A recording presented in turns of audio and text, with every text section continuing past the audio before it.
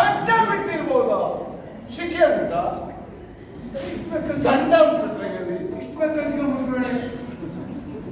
ಅಲ್ಲ ಅಲ್ಲ, ಕಾವಿ ವಸ್ತ್ರವೂ ಅಲ್ಲ, ಒಂದು ಬಿಳೆ ವಸ್ತ್ರ ತಕ್ಕಂಡ ಮೇಲೆ ನೀರು ನೋಡಿದೆ ಆ ಬಣ್ಣಕ್ಕೆ ನೀವು ವಿವರಣೆ ಬೇಡ, ಎಲ್ಲಿದ್ದಾರೆ ನೋಡಿ.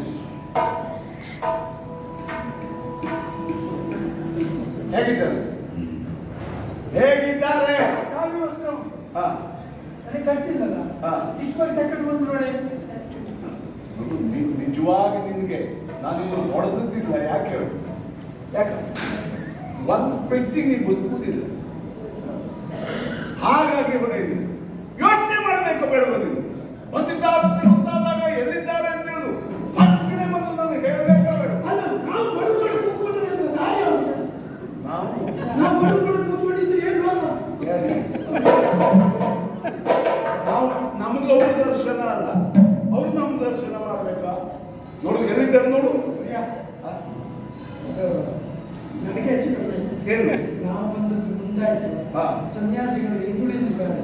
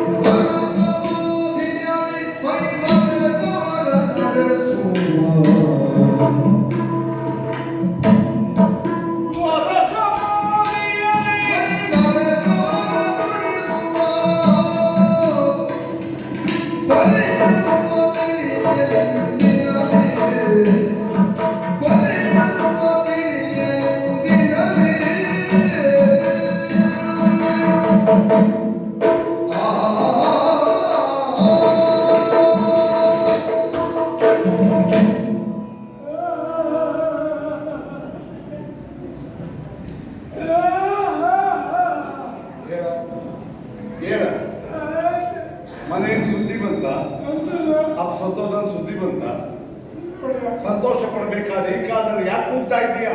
ನಿಮಗಿಂತ ಮುಂದವರು ನೋಡಿದವನ ಹೌದು, ಆಗಲೂ ನನಗೆ ಗೊತ್ತಾಗಲಿಲ್ಲ. ಬೇಡ ನಿಮ್ಮೊಟ್ಟಿಗೆ ಬಂದವರು ನೋಡಿದ ಆಗಲೂ ನನಗೆ ಗೊತ್ತಾಗಲಿಲ್ಲ.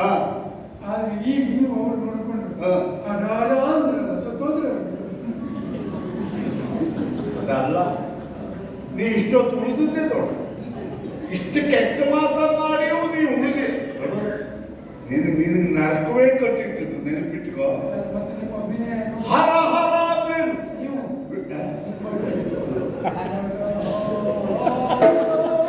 ಉಸುಡ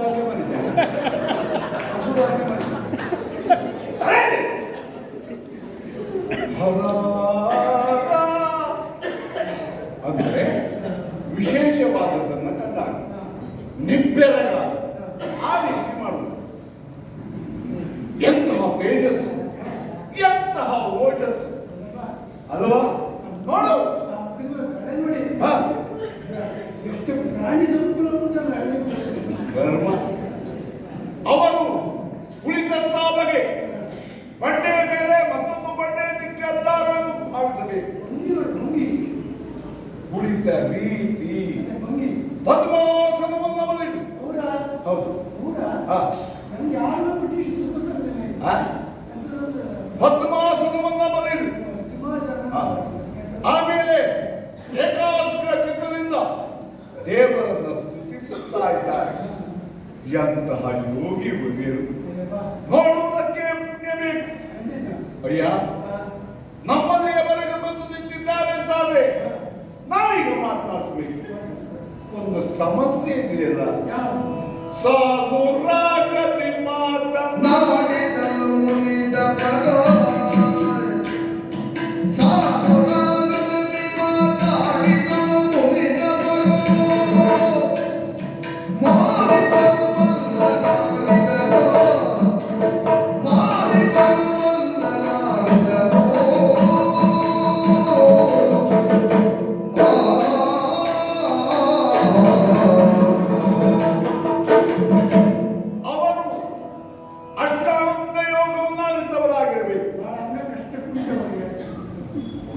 ತ್ರಾಸ ಕೊಡಬೇಡುವ ನನಗೆ. ಅಷ್ಟಾಂಗ ಯೋಗ, ಯಮ ನಿಯಮ ನಿರಪ್ಪ ದರಿದ್ರಗೆಟ್ಟವನೇ. ಯಮ ನಿಯಮ ಆಸನ ಪ್ರಾಣಾಯಾಮ ಪ್ರತ್ಯಾಹಾರ ಧ್ಯಾನ ಧಾರಣ ಕೊನೆಯದು ಸಮಾಧಿ. ಇನ್ನೂ ಸಂಪತ್ತಿ ಮಂಟಪಗಳ ಕೂತಿದೆ ಸಮಾಧಿ. ಅಲ್ಲ, ಅವ್ರು ಯಾಕೆ ಹಾಕುತ್ತಿದ್ದಾರೆ ಹೇಳು? ಬಹಿರಿಂದ್ರಿಯ ವ್ಯಾಪಾರವನ್ನ ಬಿಟ್ಟು ಎಂತ ಓಹೋ ಅಂತ ಹೇಳು. ಏನು ಹೆಚ್ಚಿನ ದರಕ್ಕೆ ಓಟಕ್ಕೆ ತಗೊಂಡ್ರೆ ಇವ್ರು ತಗೊಂಡು ಅದಕ್ಕೆ ದರ ಬಿದ್ದೋಯ್ತು. ಅಷ್ಟು ಪೂರ ಕಳ್ಕೊಂಡು ಈ ವ್ಯಾಪಾರ ಅದಾದ್ರೂ ನಾನು ಹೇಳಿ, ನಾನು ನನ್ನದು ನನ್ನ ಸಂಸಾರ ನಮ್ಮ ಮನೆ ಯಾವ ವ್ಯಾಮೋಹ ಇಲ್ಲದೆ ಏಕಾಗ್ರಚಿತ್ತದಿಂದ ದೇವರನ್ನು ಸ್ತುತಿಸ್ತಾ ಇದ್ದಾರೆ. ಅಯ್ಯ, ನಾವು ಹೋಗಿ ಮಾತನಾಡ್ತೇ ಹೋದ್ರೆ ತಪ್ಪಾಗ್ತದೆ. ಯಾಕೆ ಹೇಳು?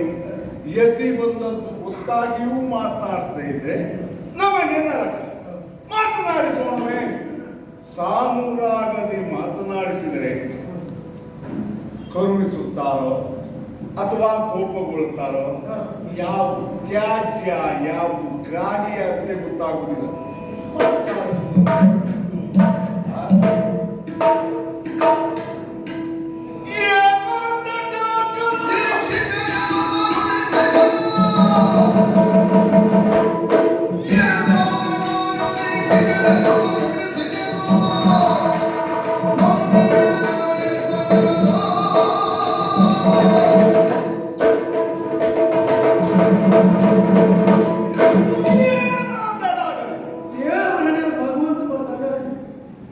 ಯಾಕೆ ಗೊತ್ತಾ? ಪ್ರೀತಿಯಿಂದ ನಮ್ಮ ಭಕ್ತಿಯನ್ನು ಅನುಗ್ರಹಿಸಿದರೆ ಆಯಿತು. ಅಲ್ಲ, ನಮ್ಮನ್ನ ನಿಗ್ರಹಿಸಿದರು. ನಾವಲ್ಲ ಭಾವಿಸಿದ್ದೇವೆ ಅವರ ನಿಗ್ರಹವು ನಮ್ಮ ಪಾಲಿಗೆ ಅನುಗ್ರಹ ಅಂತ ನಾವು ಭಾವಿಸುತ್ತೇವೆ. ಆದ್ದರಿಂದಲೇ ಏನು ಬೇಕಾದ್ರೆ ಆಗಲಿ ಮಾತಾಡಿಸುವುದಾಡಿಸುವುದು ಅಲ್ವಾ? ಕರುಣಾ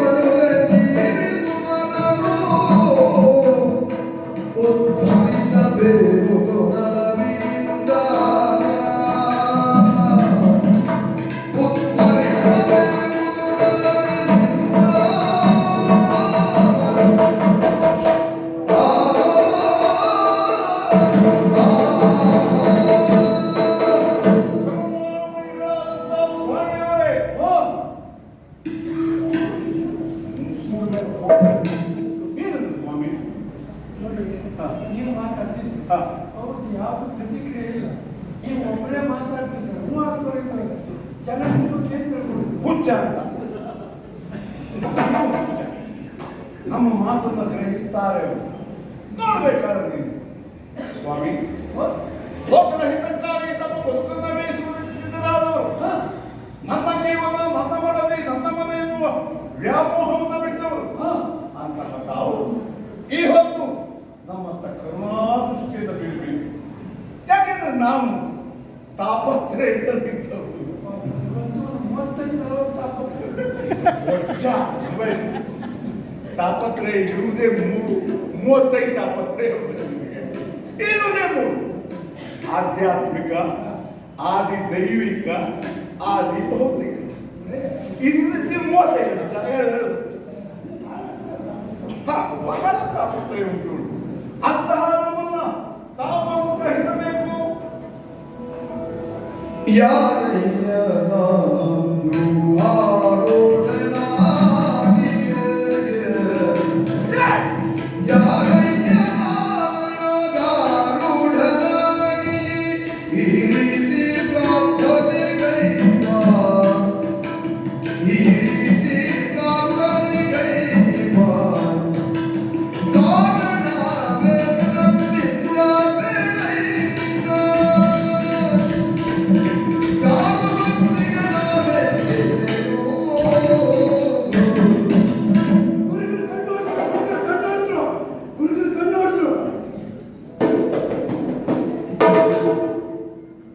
ಎಂತಂದ್ರೆ ಪುಣ್ಯಾತ್ಮ ಅಂತವರಲ್ಲ, ಗುರುಗಳು ಕಣ್ಣು ತೆರೆದರು ಅಂತ ಹೇಳ್ಬೇಕು. ಯಾಕಂದ್ರೆ ಗುರುಗಳು ಕಣ್ಣು ಹೊಡೆದ್ರು ಅಂದ್ರೆ ಏನಂತ ನಿನ್ಗೆ ಯಾರಾದ್ರೂ ಕೊಲ್ಲಲು ಹೊಡ್ತಾರೆ. ಕಾವಿ ಅಂತ ಮಾಡಿದ್ರು. ಓಂ ತತ್ಸತ್.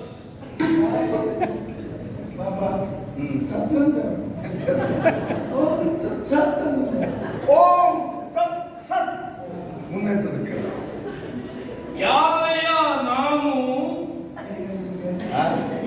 ಒಳ್ಳೆ ನಿದ್ರೆ ನೀವು ಬಂದು ಎಬ್ಬಿಸಿ ಅವ್ರಿಗೆ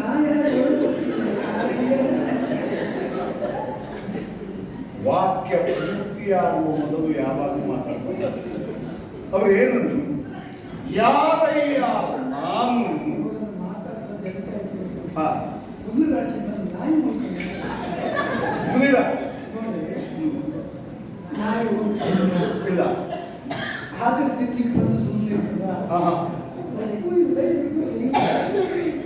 ಮುಂದೇನು ಕೇಳ. ಯಾರಯ್ಯ ನಾನು ಮುಂದೆ ಹೇಳ್ಬೇಕು. ನೀವು ಮಧ್ಯ ಬಾಯ. ನಾನು ಯೋಗಾರೂಢನಾಗಿ ಏನು? ನಾನು ಹೇಳಿದ್ದು ಏಕಾಗ್ರ ಚಿತ್ತದಿಂದ ತಪಸ್ಸು ಮಾಡ್ತಾ ಇದ್ದಾರೆ. ಹಾ, ಲೋಕ ಕಲ್ಯಾಣಾರ್ಥವಾಗಿ ತಪಶ್ಚರಣೆಯಲ್ಲಿ ತೊಡಗಿಕೊಂಡವರು ನಾವು. ನಾವು ನಮ್ಮಂತವರು ಬಯಸುವುದು ಏನನ್ನ? 1001 ಹೇಳಿ. 35 ವರ್ಷ ಆಯ್ತು ನಾಯಿ ಬಂದ್ಬಿಟ್ಟು. ನಾನು ಈಗ 500 ಕೊಡಬೇಕು ಹಿಂದೆ ನೀವು ಈಗ ಬಂದ್ಬಿಟ್ರೆ 1001 ಆಗಬೇಕು. ಒಂದು ಯಥಾರ್ಥಗಳು ಗೊತ್ತಾಗದೆ ಇದ್ರೆ ಸುಮ್ಮನೆ ಇರಬೇಕು. ಅವ್ರು ಹೇಳಿದ್ದೇನು? 1001 ನಾನು ಬಯಸುವುದು 1001 ಅಂದ್ರೆ ಎಂತದ್ದು ಗೊತ್ತಾ? ಸಾವು ಇರದ 1 ಅಂದ್ರೆ ಮೋಕ್ಷ, ಬಿಡುಗಡೆ. ನಮಗೆ ಮಾನವೂ ಇಲ್ಲ, ಮರ್ಯಾದೆಯೂ ಇಲ್ಲ. ಬರೋದೂ ಇಲ್ಲ.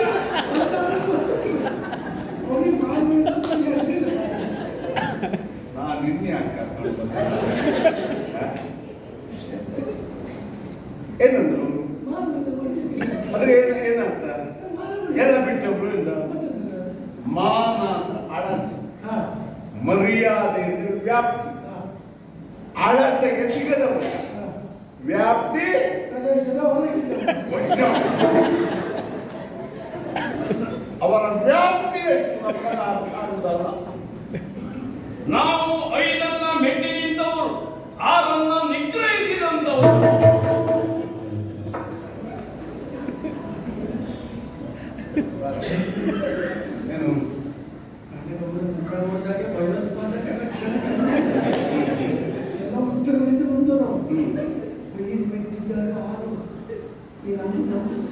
ಹಾಗಂದ್ರೆ ಎಂಥದ್ದು ಪ್ರಭುಗಳಿಗೆ ಕೇಳ್ಬಿಡು ಆದಿತ್ಯ, ನಿಮ್ಮ ಸಂಶಯ ಪಡೆದು ಬೇಡ. 5 ಮೆಟ್ಟಿ ನಿಂತವು, ಪಂಚೇಂದ್ರಿಯಗಳನ್ನ ಮೆಟ್ಟಿ ನಿಂತವು, 6 ನಿಗ್ರಹಿಸಿದವು, ಷಡ್ವೈರಿಗಳನ್ನ ನಿಗ್ರಹಿಸಿದವು.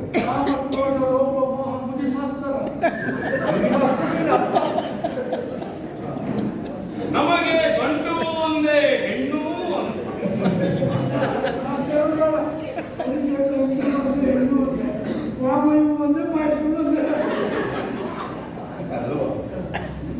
ಗಂಡು ಎಂದು ಹೆಚ್ಚು ಆಕರ್ಷಣೆಗೊಳಗಾಗುವುದು, ಹೆಣ್ಣು ಎಂದು ತಾತ್ಸಾರ ಮಾಡುವುದು. ಒಟ್ಟು ಪ್ರಪಂಚದಲ್ಲಿ ಬ್ರಹ್ಮನ ಸೃಷ್ಟಿಯಿಂದ ಹುಟ್ಟಿದ ಒಂದು ಜೀವಿ ಇಷ್ಟೇ ಬರಬೇಕು. ನಾವು ಯಾವಾಗಲೂ ಸಹ ಕಾಂತಾರಹಿತರಾಗಿದ್ದೇವೆ, ಕಾಂತಾರಹಿತರಾಗಿದ್ದೇವೆ.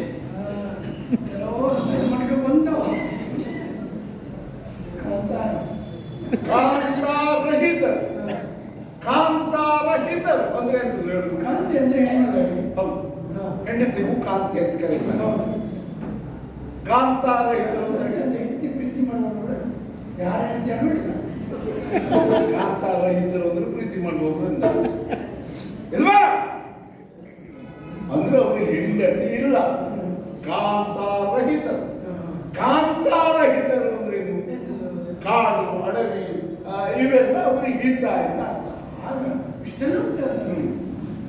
ನಮ್ಮ ಗುರಿ ಒಂದರ ಬಗ್ಗೆ, ಅದೇ ಲಕ್ಷ್ಯ.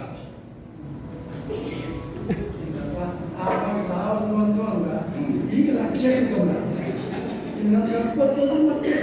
ಅಂಕೆ ಸಂಖ್ಯೆಯೊಳಗೆ ಅಳಬೇಡ. ಲಕ್ಷ್ಯ ಅದು ಗುರಿ. ಅದನ್ನ ಸಾಧಿಸುವುದಕ್ಕಾಗಿಯೇ ನಾವು ಈಗ ಹೀಗಿದ್ದೇವೆ ಅಂತ ಹೇಳಿ ಆ ಬಗ್ಗೆ ಲಕ್ಷ್ಯ ಕೊಟ್ಟು ಧ್ಯಾನಾಸಕ್ತನಾಗಿರುವಂತಹ ವೇಳೆಯಲ್ಲಿ ನನ್ನನ್ನು ಒಂದು ಎಚ್ಚರಗೊಳಿಸುವುದಕ್ಕೆ ಮುಂದಾಗುತ್ತಾ ಇದ್ದೀನಿ. ನಿಮ್ಮತ್ತ ದೃಷ್ಟಿ ಹಾರಿಸುವುದಕ್ಕೆ ಮುಂದಾದ್ರೆ ತಲೆಯ ಮೇಲೆ ಮಣ್ಣಿನ ಹೆಂಟೆಯಿಂದ ಹೊತ್ತು ಬಂದಿದ್ದಾನೆ.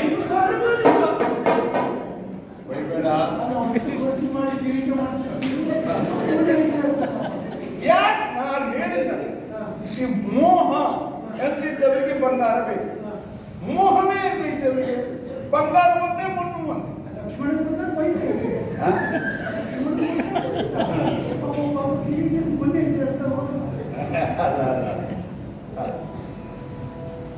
ಈ ಪ್ರಾಣಿ ಯಾವುದು ಅಂತ ಅರ್ಥ ಆಗಿಲ್ಲ.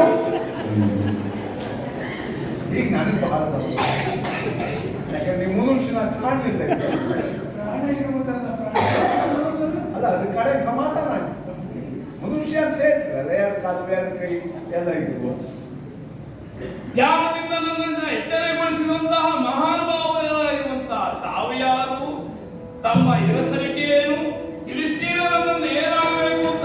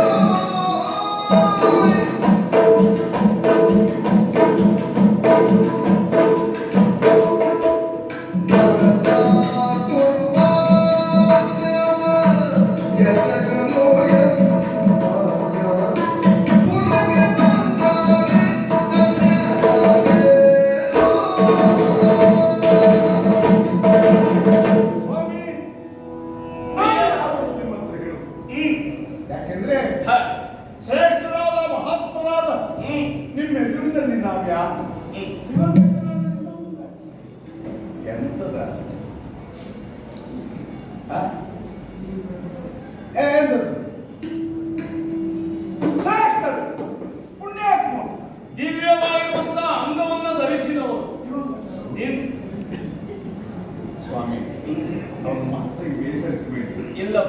ನಾನೇ ಎಷ್ಟು ಸಲ ಅರ್ಥ ಆಗಿ ಒತ್ತಾಡ್ತೀನಿ, ಹ್ಮ್ ಬಹಳ ಸಲ ಅರ್ಥವೂ ಇರುವುದಿಲ್ಲ. ಹ್ಮ್ ಆದ್ರೆ ಹ, ನಾವು ಸಾಮಾನ್ಯ ಹ್ಮ್ ಇದನ್ನ ದ್ವಾರಕಾ ನಗರ ಎಂದು ಕರೀತಾರೆ. ಹ, ಇಲ್ಲಿಯ ಈ ದ್ವಾರಕೆಯ ಯಾದವರು ಹ್ಮ್ ನನ್ನನ್ನು ಪ್ರಭು ಎಂದು ಕರೆಯುತ್ತಾರೆ. ಹ್ಮ್ ಅದು ನನ್ನ ಹೆಸರು ಬಲಭದ್ರ ಎಂದು. ಓಹೋ ಅವ ಹ, ವಿಷಯಗಳು ನಾನೇ ಹ. ನಾವು ಸೇವ ಹೌದಾ? ನೀವು ಇಲ್ಲಿ ಬಂದದ್ದು ನಾನೇ ಬಹಳ ಕಾಲದಿಂದ ನಮ್ಮ ಜೊತೆಯಲ್ಲಿರುವುದರಿಂದ ಸ್ವಲ್ಪ ಸಲುವೆ ಹ, ತಮ್ಮಲ್ಲಿ ಒಂದು ಭಿನ್ನ. ಏನು ತಾವು ಎಕ್ವಿವೆಲೆಂಟ್ ಅಂತಾದ ಮೇಲೆ ಹ್ಮ್ ಚಾತುರ್ಮಾಸಕ್ಕೆ ಸಿಗುವುದು ಪದ್ಧತಿ. ಹ, ಈ ಸಾರಿ ಹ್ಮ್ ಚಾತುರ್ಮಾಸಕ್ಕೆ ನಮ್ಮಲ್ಲಿಯವರೆಗೆ ಬರಬೇಕು. ಎಷ್ಟು ದಿವಸ ಚಾತುರ್ಮಾಸ ಕೇಳಬೇಕು ಎಂತಕ್ಕೆ ಎಂತಕ್ಕೆ ಈ 28 ದಿವಸ 44 ದಿವಸ ಚಾತುರ್ಮಾಸ ಇದೆಲ್ಲ ಅವ್ರು ಹೇಳ್ತಾರೆ. ಚಾತುರ್ಮಾಸಕ್ಕೆ ತೆಗೆದು ನಮ್ಮನ್ನು ಅನುಗ್ರಹಿಸಿ ನಿಮ್ಮನ್ನು ಸಕಲ ಮಾಮೂಲ ಬಿಟ್ಟು ಗೌಪರಾಗಿರಿ ಮನೋನಿಕ ಮನೋನಿಕ ಯತಿಗಳಿಗೆ ನಮ್ಮನ್ನು ಮುಗರ ಪಟ್ಟಣ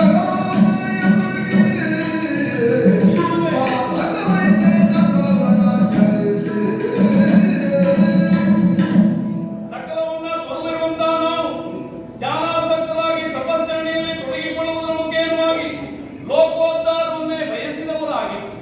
ಹಾಗಾಗಿ ಕಾಂತಾರವನ್ನ ಸೇರಿ ಅಲ್ಲಿರುವಂತಹ ಗುಹೆಯಲ್ಲಿ ವಾಸ್ತವ್ಯವನ್ನ ಹೂಡಿ ದೇವರ ಅನುಗ್ರಹಕ್ಕೋಸ್ಕರವಾಗಿ ಕಾಯುತ್ತಾ ಇರುವಂತಹ ಸಂದರ್ಭ.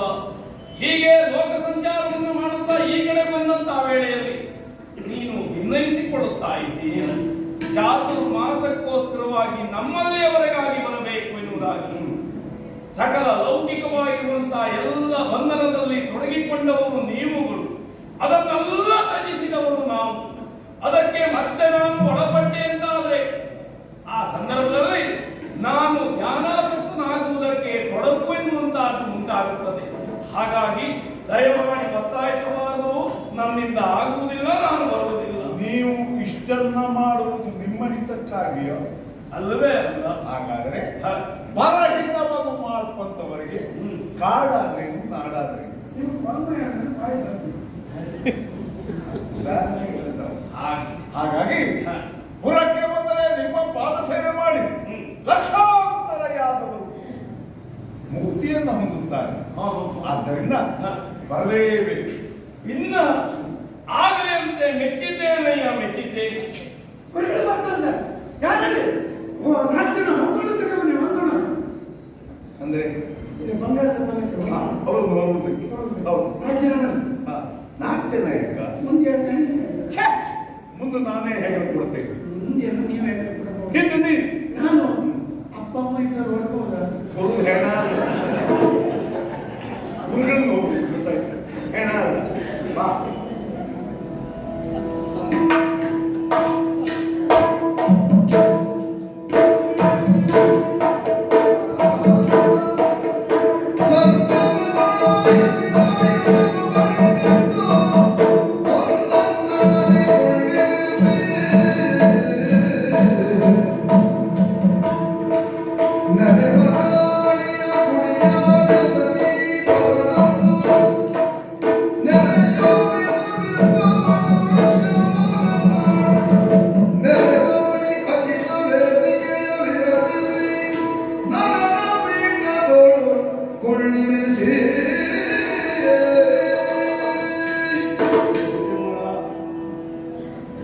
ಹೂವ ಸಮರ್ಪಿಸು.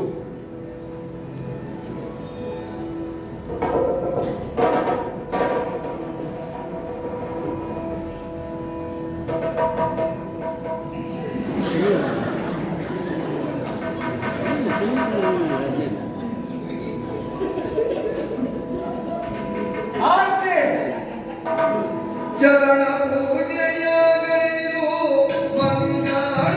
ಮಂಗಳಾರತಿಯಲ್ಲಿ ಗುರುಗಳಿಗೆ ಭಕ್ತಿಯಲ್ಲಿ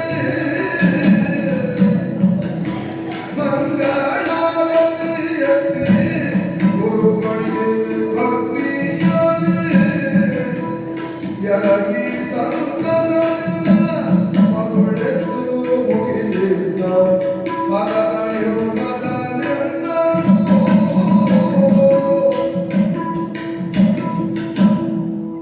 ಪ್ರಸಾದ ಕೊಡಿ ಎಲ್ಲರಿಗೂ. ನೈವೇದ್ಯಕ್ಕೆ ಬಾಳೆಹಣ್ಣೆ ಇಲ್ಲ.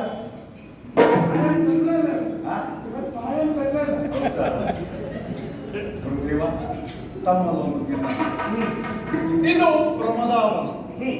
ಇಲ್ಲಿ ಅರಮನೆಯನ್ನಾರೇನು ಬಿಟ್ಟರೆ ಮತ್ಯಾವುದು? ತಿಳಿದಿಲ್ಲ ಸರೋವರ. ದೇವಿಯ ಮಂದಿರದ ಸಮೀಪ. ಸರಿ. ತಾವೇ ಇಲ್ಲಿ ಉಳಿದುಕೊಳ್ಳಬೇಕು. ನಿಮ್ಮ ನಿತ್ಯಾನುಷ್ಠಾನಕ್ಕೆ ಇಲ್ಲಿ ಯಾವ ಆತಂಕವೂ ಆಗಲಾರದು. ಜೊತೆಗೆ ತಮ್ಮ ಸೇವೆಗೆ ಯಾರಾದಿತ್ತು ಎಂದು ಹೇಳಿ. ನಿನಗದಿ ಪ್ರಿಯರಾಗಿ ಮನದಿದೆಯೋ ಗತಿಯನು ಭಯವ ಸುಮರ ಕಂಡು ವಿನಯದೊಳೆಂಬ ನೀಡಲವರೆ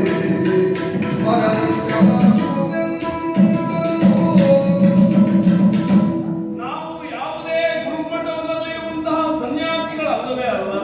ಅದೇ ಹೌದಾಗಿದ್ರೆ ಬಡಿಚಾರಕ್ಕೆ ಅನೇಕ ಮಂದಿಯನ್ನು ಇಟ್ಟುಕೊಂಡೇ ವ್ಯವಹರಿಸಿದ್ದವರಾಗಿತ್ತು. ಹಾಗಿಲ್ಲ. ನಾವಾಗಿ ಬಯಸದೇ ಇದ್ರೂ ಸಹ ನಿಮ್ಮ ಇಷ್ಟಾರ್ಥವನ್ನು ನೆರವೇರಿಸಬೇಕಾಗಿರುವಂತಹದ್ದು ನನ್ನ ಕರ್ತವ್ಯ ಎನ್ನುವಂತಹ ನೆಲೆಯಲ್ಲೇ ಮುಂದಾಗುತ್ತಾ ಇದ್ದೇನೆ. ಒಂದೇ ಮಾತಿನಲ್ಲಿ ಹೇಳ್ತೇನೆ, ತಮ್ಮ ಸೇವೆಗೆ ಯಾರಾದಿತ್ತು?